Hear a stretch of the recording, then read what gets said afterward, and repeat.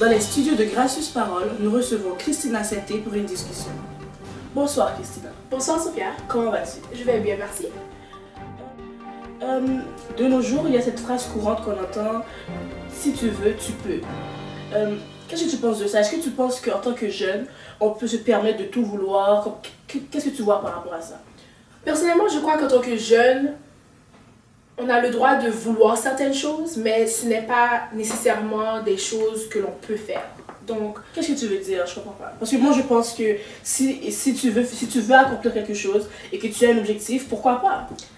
Moi, ce que je veux dire, c'est que ce n'est pas toute chose que tu dois vouloir accomplir. Surtout en tant que jeune chrétien, dans ce monde où nous vivons, il faut savoir faire une différence. Donc, tu es en train de dire qu'en tant que chrétien, nous sommes limités dans nos quêtes. C'est exactement ça que je veux dire.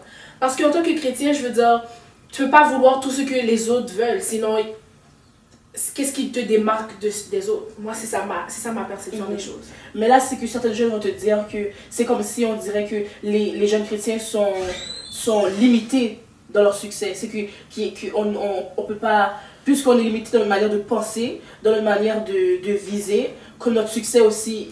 Ce n'est peut-être pas qu'on est limité, mais on a une route différente à faire.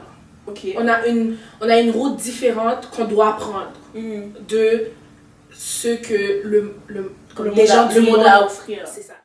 Ok Christina, je comprends ce que tu essaies de dire, le message que tu essaies de faire passer. Néanmoins, même dans la Bible, on lit que je puis tout par celui qui me fortifie, right? Alors qu'est-ce que je vais dire à un jeune qui me dit ça? Comment on va faire? Oui, je comprends ce que tu veux dire. Moi, je dirais que, eh bien, Dieu a donné un don différent à chaque personne. Okay. Donc, c'est pas quelqu'un qui sait chanter doit se concentrer sur ça, mettre ça en pratique. Quelqu'un qui sait parler, tu mets ce don-là en pratique. Ce n'est pas tout le monde qui peut chanter, ce n'est pas tout le monde qui peut parler. Dieu a différencié afin que son œuvre puisse avancer. Ok, alors. Et ensuite, je dirais à ce jeune, eh bien, d'essayer différentes choses. Ok? Et le domaine dans lequel ce jeune-là se sentirait le plus à l'aise, eh bien, il pourrait travailler dessus. Et bien sûr, il faut aussi trouver un domaine dans lequel, par lequel tu pourras édifier ton auditoire. Donc, tu peux participer à des groupes de chant, groupes de théâtre, groupes de mime, voir vraiment dans quoi tu perces. C'est vraiment intéressant que tu aies dit ça parce que tu vois, même en exemple, on dit le chant, le théâtre, des choses d'avant-scène. Et des fois, j'ai l'impression qu'en tant que jeune, on pense que si on n'est pas dans l'avant-scène, on ne travaille pas pour Dieu. Mais il y a être metteur en scène, pouvoir être dans la gestion des choses, c'est quelque chose d'assez important et c'est un rôle important. Mais comme en tant que, je ne sais pas si c'est parce qu'on est des humains qu'on veut toujours avoir la gloire ou être vu. Alors, on a l'impression que si on n'est pas vu, on n'a pas un talent. Pourtant, il y a des talents que tu ne dois pas être vu, mais c'est là que je travaille pour Dieu. Je pense que c'est à cause de la société, de ce qu'on voit, de ce phénomène de star, tout ça. Alors, les jeunes se voient le succès comme ça, que pour avoir du succès, il faut être vu. Alors, si t'es pas vu, alors you're not successful. Je suis tout à fait d'accord.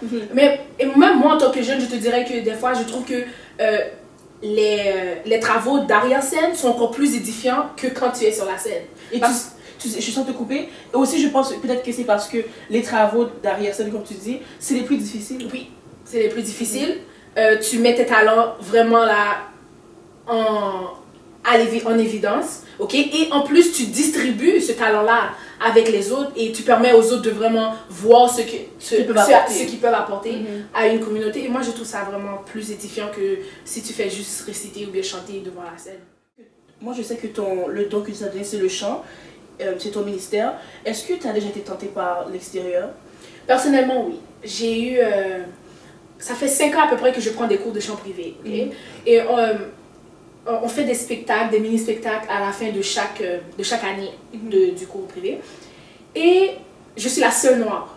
Mais les gens, c'est bien de voir que les gens apprécient ça. Parce que j'ai été approchée par un producteur qui était venu voir le spectacle et il m'a dit « Wow, ta voix est vraiment... il y a une force dedans, j'aimerais vraiment essayer de travailler avec toi. J'ai dit « Wow, ça serait bien. » Tu comprends? Parce que c'est sûr qu'en tant que jeune, dans la société dans laquelle j'évolue, j'aimerais sortir un album un jour. Non, j'ai toujours dit ça, je veux sortir un album un jour. Et l'opportunité m'a été donnée, mais ce n'était pas le bon, ce n'était pas le bon, ce n'était pas le bon deal. Parce que mon samedi était en péril, mon sabbat était en péril, mes valeurs, mes croyances étaient en péril, donc j'ai dit, ben, c'est correct, ce rêve-là, je vais devoir l'accomplir par moi-même. Et c'est ça que je disais tout à l'heure. Nous, en tant que chrétiens, on doit choisir d'autres routes afin d'arriver... Des détours. Des détours afin d'arriver au même endroit que les autres sont. Puisque tu as vécu cette expérience, qu'est-ce que tu as à partager avec d'autres jeunes qui peut-être vivent la même situation, qui sont déchirés entre ce choix-là? Moi, ce que je dirais à un jeune dans cette situation-là, c'est de prendre un peu de recul, de prendre du temps et méditer sur qui tu es. Okay? Qui es-tu? Donc, c'est quoi tes valeurs? C'est quoi tes croyances? C'est quoi... d'où tu viens, okay? Et où veux-tu aller, et c'est quoi, je veux dire, quel risque tu veux prendre pour arriver où tu veux aller, est-ce que c'est nécessaire, okay? Et je demanderais ça aux jeunes, et avec ces réponses-là, ben, à lui de figurer ce qu'il voudrait faire. Donc Christina, je te remercie. Ça a été enrichissant de discuter avec toi. Pour moi aussi. J'espère que tu vas passer nous voir. Oui, je reviendrai. D'accord. Alors, c'était Gracieuse Parole. Je vous remercie de rester fidèle au poste. Est-ce que vous êtes d'accord avec nous? Vous avez aimé la vidéo? S'il vous plaît, laissez vos commentaires.